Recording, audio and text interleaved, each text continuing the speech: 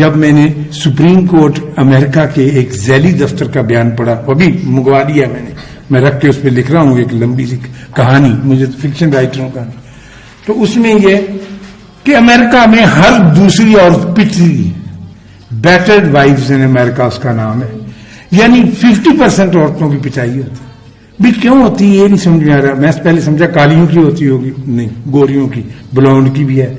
کون مارتے ہیں؟ Professor, doctor, psychologist, business man, یہ کھڑکاتے ہیں ان کو پکڑ کے. اور دکھ مجھے اس وقت ہوا جب وہ کہتے ہیں کہ جب باپ ایک ماں کو مارتا ہے، یعنی ایک مرد اپنی بیوی کو مارتا ہے تو وہ پٹتی رہتی بیچاری، ہائے توبہ، برا حال، ہڈی ٹوٹتی، ناک ٹوٹتی ہے. وہ اس کو ڈانٹ کہتا بھاگ کیوں نہیں گئی، کورٹ اس کا کچھ زیادہ ساتھ نہیں دیتی. تو جب بہت پٹنے لگتی ہے تو جو اس کا ٹین ایجر بیٹا ہوتا ہے، یہ رپورٹ میں لکھا ہے، جب وہ 11 بار تو وہ بھی ماں کو مارنے لگ جاتا ہے. کہتا ہے چلو بھی یہ گھر میں ہے مظلوم چیز، ابا کھڑکاندہ میں بھی کھڑکا لوں گا، وہ بھی مارنے لگ جاتا ہے. اس کو اتنی پریکٹس ہو جاتی ہے کہ پھر جب وہ بیوی لاتا ہے تو اس کو تو ٹرینڈ ہوتا ہے کتنے دیر کا، وہ اس کو مار.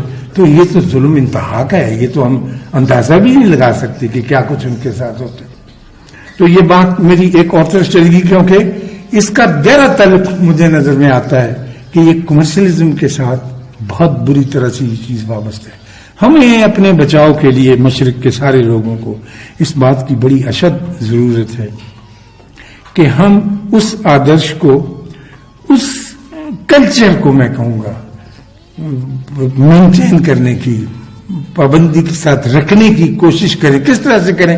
میرے پاس اس کا کوئی فارمولہ نہیں ہے، لیکن چونکہ ہم غریب ہیں، ہم پیسے کی خاطر ہم اپنا کلچر بیچ رہے ہیں. ہر آدمی کے گھر سے تھوڑا بہت نکل آتا ہے، وہ اگلے سال اسے بیچتا ہے، اس کے بدلے اس کو کچھ دے دیتے ہیں لوگ پیسے لے کے، تو ہم بیچتے چلے جائیں. لیکن جس طرح سے پاؤں کے نیچے کی مٹی نکلتی جاتی ہے، اس طرح سے ہمارے پاؤں کے نیچے کی مٹی، اور وہ جس مضبوطی اور ساتھ سے ہم کھڑا ہونا چاہتے ہیں ہو نہیں سکتے. ایک منٹ.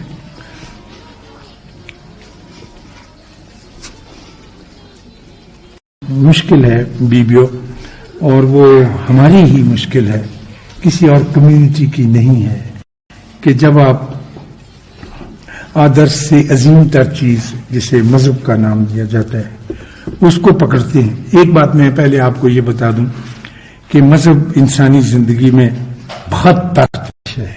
وہ اس لیے کہ دنیا کا جتنا بھی آرٹ ہے یہ مذہب سے پیدا ہوتا ہے اور مذہب ہی سے پیدا ہوا ہے. اگر مذہب نہ ہوتا تو یہ آرٹ، یہ لکھنا، یہ ڈانس، یہ میوزک، یہ لائن، یہ آرکیٹیکچر، یہ بالکل نہ ہوتا. کبھی آپ نے غور کیا کہ یہ جو ڈانس ہے جو بالکل ہندو دیویاں کرتی ہیں ساؤتھ میں، یہ سارے کا سارا مندروں کی پیداوار ہے. پتھر کے بتوں کے آگے عورتیں جا کے ناچتی تھیں اور یہ ناچ پھیلتا پھیلتا انسانی زندگی کا ایک حصہ بن گیا. جتنی تصویر کشی، مجسمہ سازی، اس سب کا تعلق کرسچینٹی سے ہے. اگر آپ کبھی اٹلی جائیں یا فرانس دیکھیں کہ جتنے بھی مجسمے اعلیٰ درجے کی، جتنے بھی تصویر، چلیے چھوڑیے، اگر ہم کرسچینٹی سے کرسمس کارڈز کو نکال دیں ایک سال کے لیے تو یہ سارے کا سارا مذہب دھڑام سے نیچے آ جاتا ہے.